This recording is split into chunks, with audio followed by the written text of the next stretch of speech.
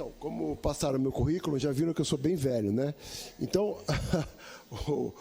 eu tenho alguma experiência, né, com política e geopolítica, e eu queria, do pouco que eu tenho para falar, né, porque realmente foi fantástico, Eduardo, prazer ter esse conhecimento aqui em Piracicaba, falar um pouco do trabalho que a gente vem fazendo nesses 6 meses, diante da realidade que a gente vem passando, de uma transição, né?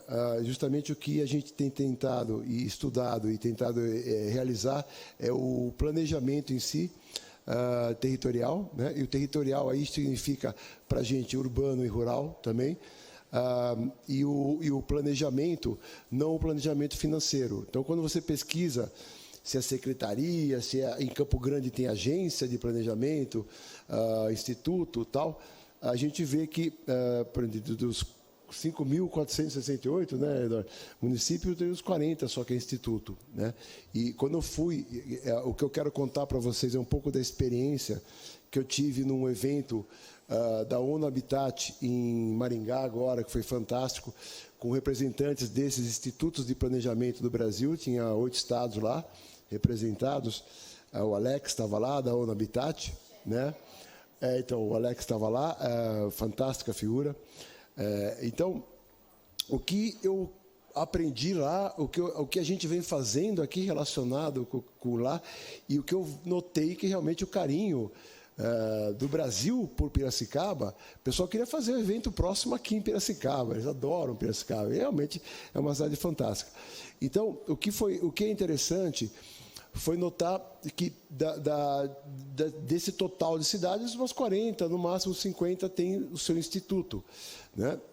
E mais ou menos umas 200 secretarias de planejamento, das 5.000 e poucas.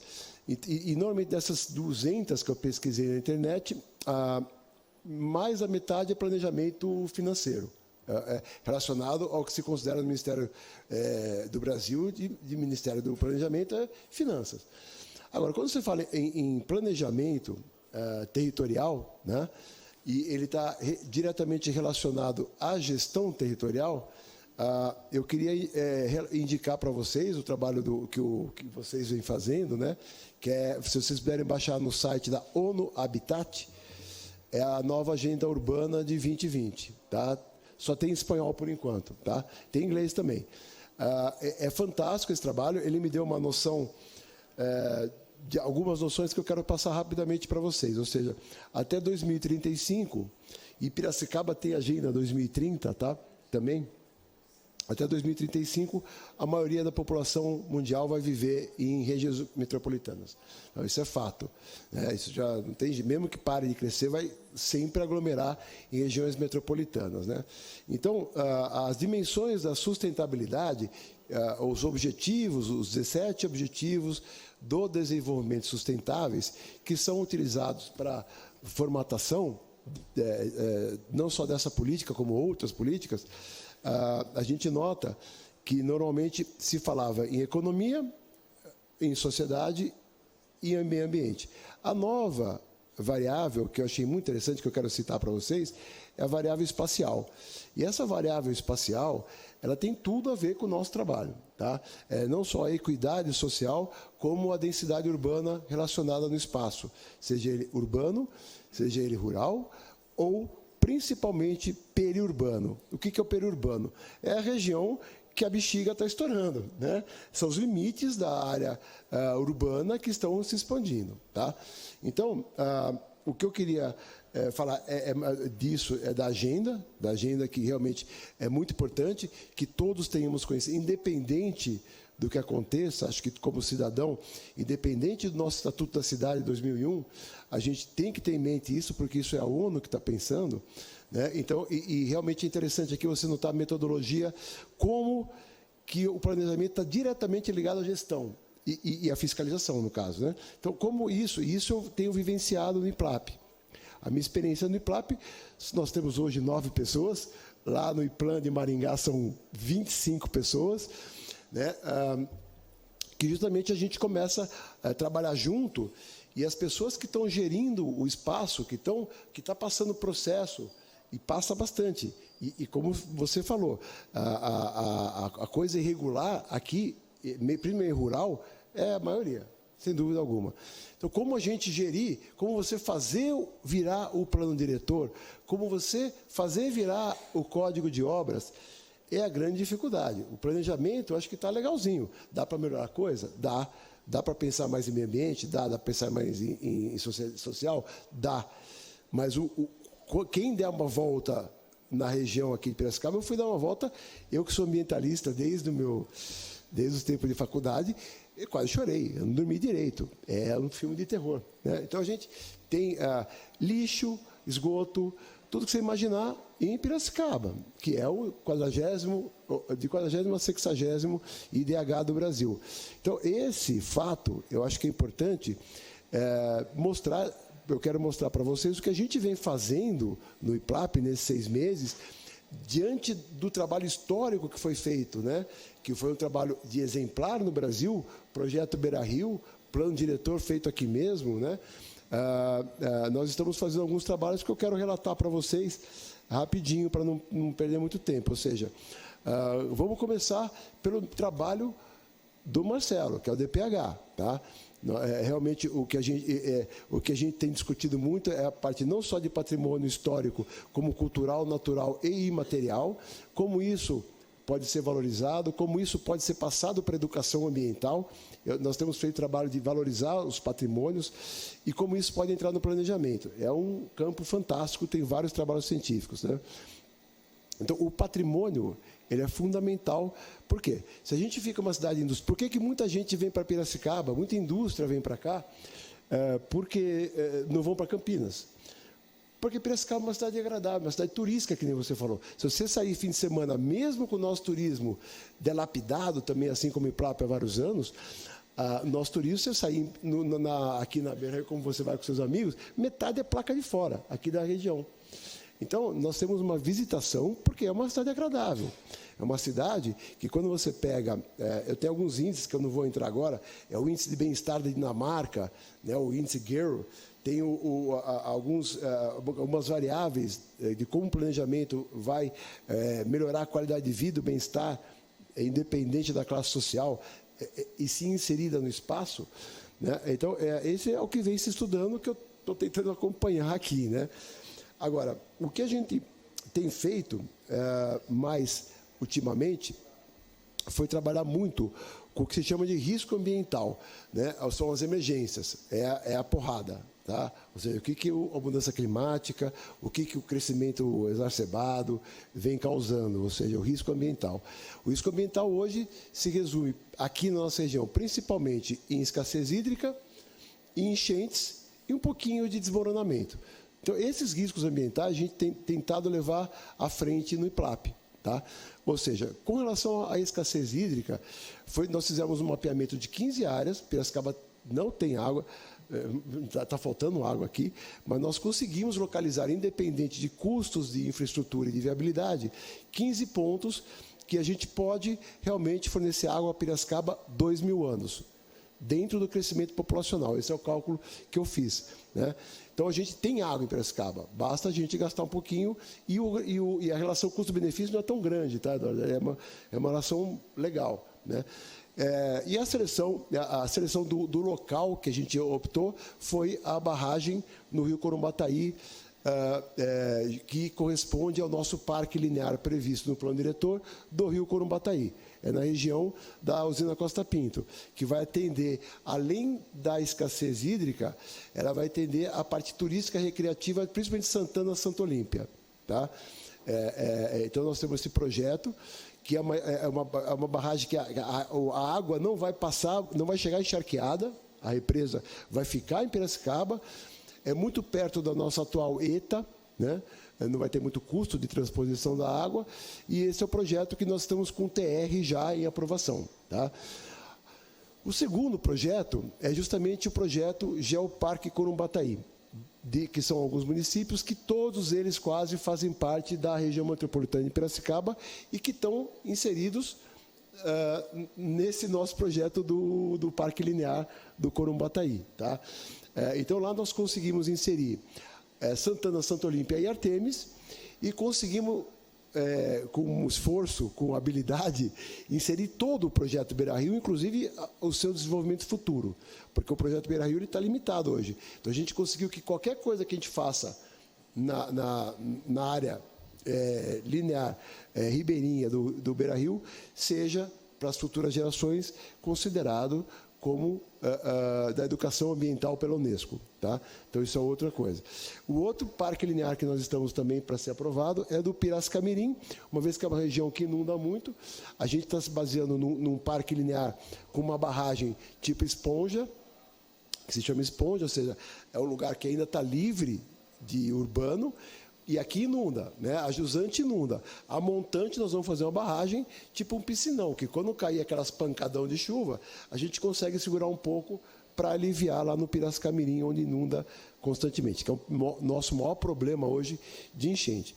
Outro projeto que o Joseph, vereador Joseph, está participando com a gente, aliás, a gente está participando com ele, é aquilo que aquilo que o Eduardo falou.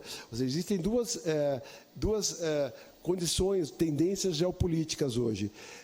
A de aglomeração em regiões metropolitanas, mas, ao mesmo tempo, a descentralização da decisão política nessas regiões. Ou seja, é a valorização da associação de amigo de bairro, a associação da galerinha não sei o quê, como esses caras vão participar hoje da zelodaria e, futuramente, das subprefeituras. Né? Então, essa é uma outra tendência que a gente está estudando, que a gente está elaborando, né, junto com o vereador Joseph. Outro projeto nosso é o geoprocessamento, em que a gente está aprimorando o geoprocessamento, que é muito difícil integrar, por isso que a gente estava falando de conselho, é muito difícil você integrar os dados das secretarias, elas, assim como, não vou falar mal de governo, assim como empresas, setores, é difícil essa comunicação. Então, essa comunicação a gente está tentando fazer para que a gente tenha um banco de dados que possa ser georreferenciado, que seja agregado em GIS. Já solicitamos ao IBGE o banco de dados GIS para que ele seja atualizado imediatamente no nosso site de geoprocessamento, todas as medidas que forem feitas geográficas no novo censo, né, para que a gente possa trabalhar com isso. Então, esse é o trabalho nosso no geoprocessamento.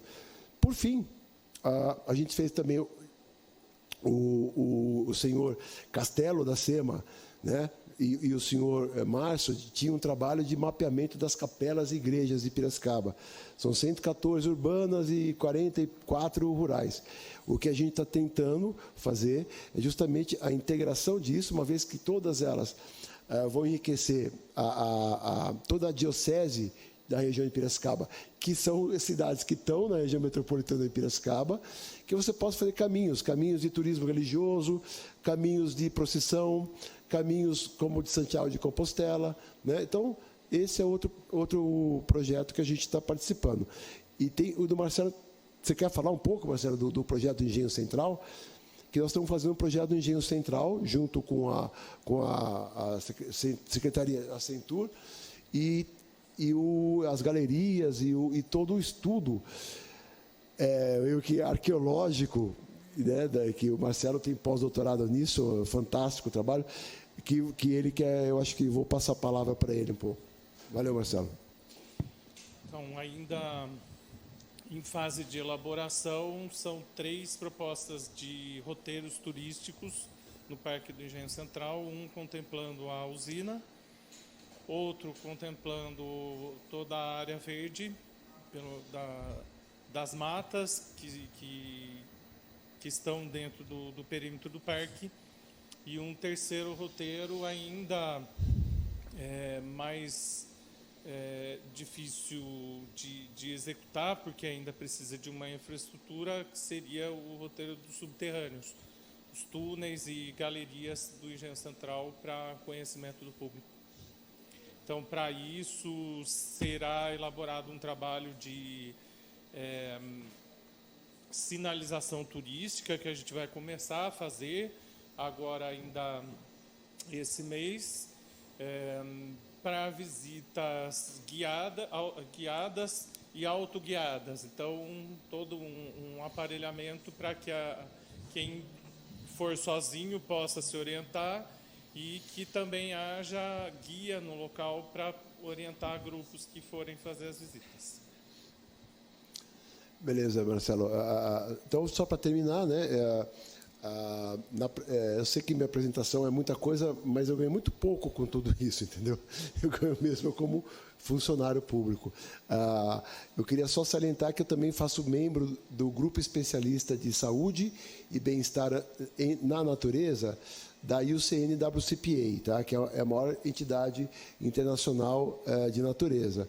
Diante desses patrimônios naturais, culturais e históricos, com a ajuda do Marcelo, a gente conseguiu passar para o Conselho Científico do Geoparque Corumbataí aproximadamente 120 pontos de atratividade e de valores patrimoniais, tanto natural como histórico como cultural em Piracicaba. Fora os imateriais, fora a festa do divino, festa do milho, festa da mandioca.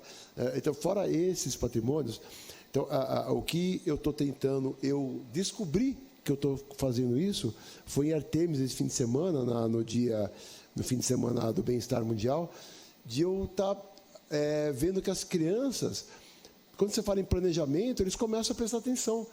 Eles começam a sentir a importância do planejamento, além da gestão, que é óbvio, mas o planejamento, ou seja, eles começam a ver que se você pensar, você vai trabalhar menos, você vai trabalhar melhor, você vai ter melhor resultado. Então, esse é o que eu achei fantástico, retorno com o que nós tivemos com a educação ambiental lá em Artemis. Tá bom? Obrigado. Posso fazer uma pergunta só? Eu recebi do meu pai tempos atrás, mandei até para o André isso, uma visitação em galerias subterrâneas. Até quando a gente pode visitar isso daí? Mas por que acabou? Vai inundar de novo, é isso? Pode ser que... Não sei se eles já reformaram. Eles ficaram de reformar, né? Até eu estava com a Silvia lá, a gente estava questionando de que maneira eles vão reformar aquilo, mas aquilo é carente, porque estava vazando 30 litros por segundo de água. Então, como você repor essa água, como você isolar isso... então, a gente pode ser que demore um pouco mais até decidir de que jeito vai permeabilizar, porque a visitação turística está impressionante. Eu fico pensando aqui, né? Essa água está em algum lugar agora, não está? Então, por que não deixar para sempre lá? Né? Viu? Já cutuquei aqui o nosso vereador líder de governo, vamos fazer um requerimento, porque... Na verdade, me parece que não está fazendo falta, essa água está em algum lugar. Então, podia ser ad eterno para visitação, para preservação do patrimônio histórico. Acho que é uma questão. Mas vamos deixar o pessoal questionar, falar aí. Só mais uma coisa, tem mais uma, tá? Tem mais uma dessa, em frente ao SEMAI. Então. E tem os túneis lá do engenheiro. Corretivas e compensatórias. O Estatuto prevê que o ônus e o bônus deve ser distribuído entre Estado e iniciativa privada. Nós temos que distribuir, não só o ônus para o Estado, mas distribuir também para o setor privado. Né? Essa discussão é contemporânea. Nós temos instrumentos, sabe? Nós temos instrumentos. E a economia solidária também é um conceito novo, né? A gente fomentar a economia solidária das regiões e bairros. Fábio, você quer complementar? Antes de responder seu Caçavias e o senhor Edi, né? E o senhor Eli, um comentário, que eu esqueci tanta coisa, né? Que eu esqueci que eu aprendi hoje com o Eduardo.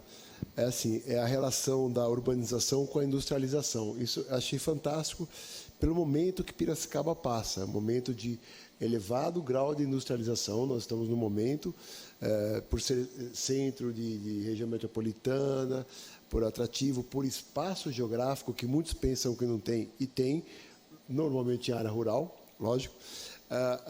Então, o que o IPLAP está fazendo nesse momento...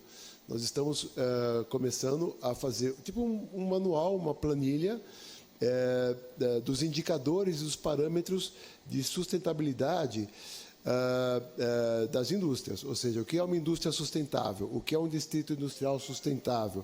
E a gente notou que a ODS 12, ou seja, o Objetivo de Desenvolvimento Sustentável 12, que é os parâmetros de produção e consumo sustentáveis, eles vão nortear muito do que a gente está fazendo. Futuramente, a gente está tentando elaborar alguns conceitos adaptados para Piracicaba, dentro da ODS 12, para essa atual forte industrialização, que nem sempre tem o resultado que a gente espera. Então, eu agradecer essa oportunidade de mostrar mais um trabalho de PLAP. Agora, com relação à participação popular, né? O Conselho da Cidade ainda faz parte, por exemplo, na alteração do plano diretor que a gente teve agora, teve uma audiência pública, teve a participação do Conselho da Cidade, ainda está funcionando, tá, Sueli? Está funcionando ainda. Não vou dizer que é como antigamente, não.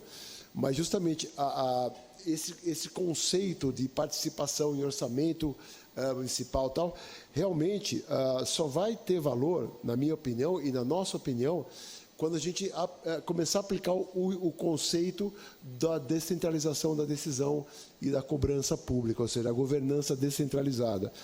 A pessoa próxima de quem ela pode reclamar, próxima de quem ela pode cobrar.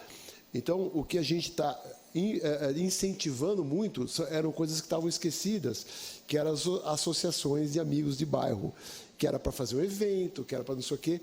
Isso se torna muito importante num eventual projeto de descentralização de poder com o potencial social de voz ativa. Tá? É um conceito que eu acho que tende, sim, a crescer, como tem crescido em vários municípios que estão adotando o conceito de subprefeituras. Tá? Então, inclusive, em Joinville, se chamam subprefeituras sustentáveis, inclusive. Realmente são conceitos novos que estão surgindo na oportunidade das pessoas. Por exemplo, se eu faço uma reclamação no 56 aqui, eu tenho uma atenção. Agora, se uma associação de bairro, de moradores de bairro, faz uma reclamação, a força é muito maior política. Então, esse é o conceito que a gente está tentando criar, e realmente está acontecendo.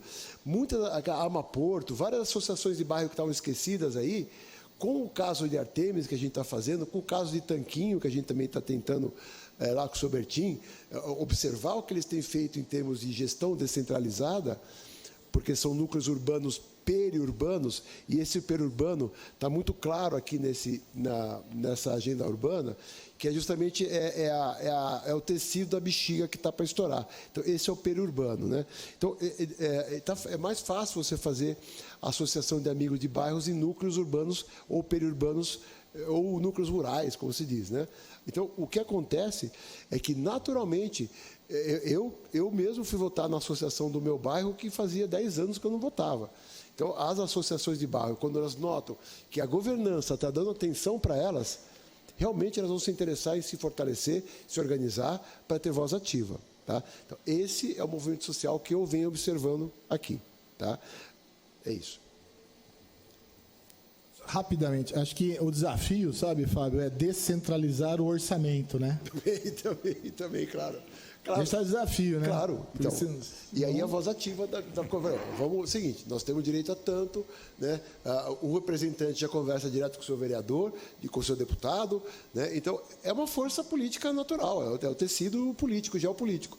Então, por isso que a gente está tentando, eu estou tentando desesperadamente a ajudar todos os candidatos a deputados, seja eles quais forem.